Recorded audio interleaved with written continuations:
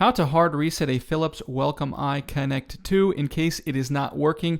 Very often it will connect to the monitor and the monitor can open the locks, but the RFID badges will stop working.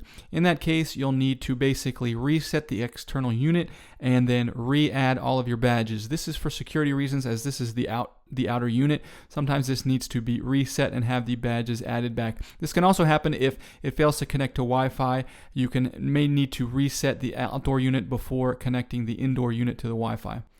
Luckily, this is a very simple procedure to do. We just need to go to the outdoor unit and open it so that we have access to the back. And you'll see right in there on the back, there's a little white button. And that button is the reset button. And what you just need to do is press that button and then hold it for about 5 seconds. And after about 5 seconds, it will beep 6 times. And that'll indicate that the reset is complete. You can go ahead and set it back up, reprogram all your RFID badges, etc., just like you're starting from new.